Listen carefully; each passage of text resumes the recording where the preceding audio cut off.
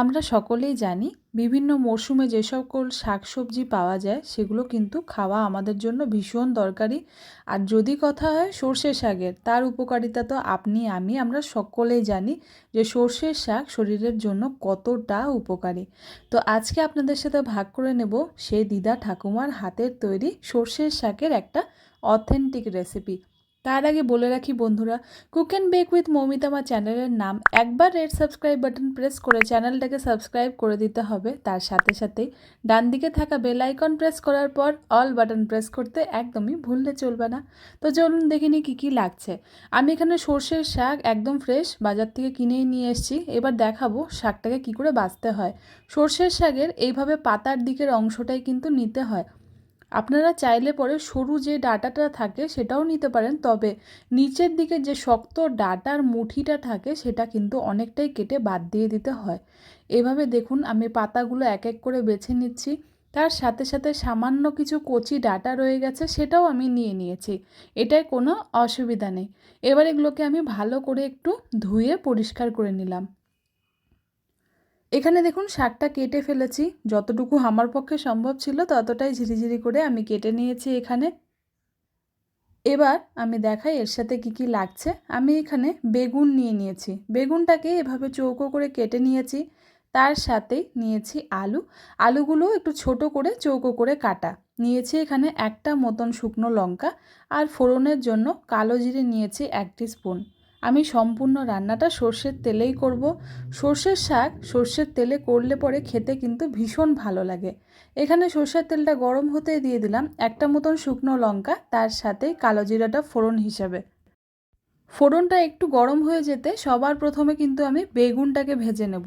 আমি জানি আপনারা হয়তো ভাববেন বেগুন তো নরম সবজি, কিন্তু শাক রান্নার সময়, বিশেষ করে সর্ষের শাক রান্নার সময় বেগুনটাকে সামান্য একটু নুন আর হাফ টিস্পুনের মতন হলুদ দিয়ে আগেই ভেজে নেবেন, তাহলে দেখবেন বেগুনের মধ্যে নুন আর হলুদটা খুব সুন্দরভাবে ঢুকে যায় আর খাওয়ার সময় খুব ভালোও লাগে। এবার আমি এগুলোকে তুলে নিচ্ছি, এগুলো বেশ সুন্দর একটা লালচে রং চলেই এসছে।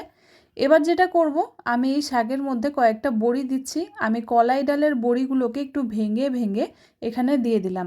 আপনারা যেই ধরনের বড়ি পছন্দ করেন সেটাই কিন্তু দিতে পারেন, তবে গোটা বড়ি না দিয়ে একটু ভেঙে ভাজবেন। এবার আলুগুলোকেও দিয়ে দিলাম। আলুগুলোকেও এবার আমি সামান্য একটু নুন দিয়ে ভেজে নিচ্ছি।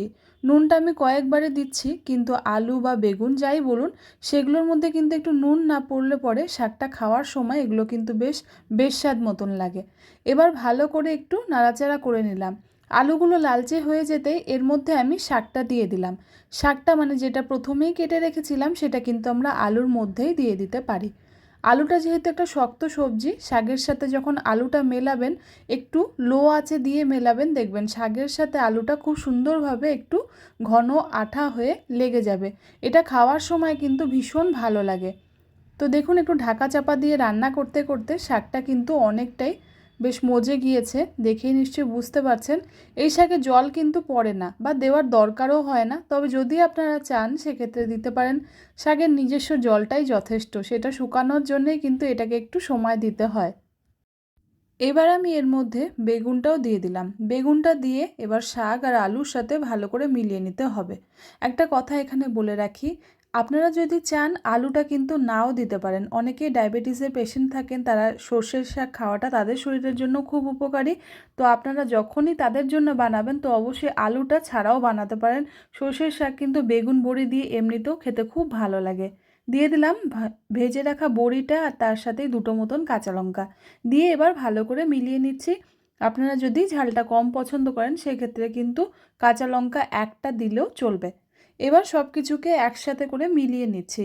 যেটা প্রথমেই বললাম, আমি কিন্তু এখানে জল ব্যবহার করিনি। শাকের নিজস্ব জল যেটা থাকে সেটা শুকোতেই কিন্তু অনেকটা সময় চলে যায়। তো দেখুন প্রায় এখানে হয়েই এসছে শাকটা। আপনারা দেখে আশা করি বুঝতে পারছেন একদমই ঝরঝরে একটা শাকের রেসিপি আজকে আপনাদের সাথে শেয়ার করলাম। সর্ষে শাক কিন্তু শীতকালের একটা খুব জরুরি রেসিপি। শুধু তাই নয়, সর্ষে শাক খাওয়া শরীরের জন্য খুবই উপকারী। তো গরম গরম ভাতের সাথে এভাবে বানিয়ে দেখুন, যারা শাক খেতে ভালোবাসেন না তাদের থালাও কিন্তু খালি হয়ে যাবে। এত সুন্দর এই রেসিপি।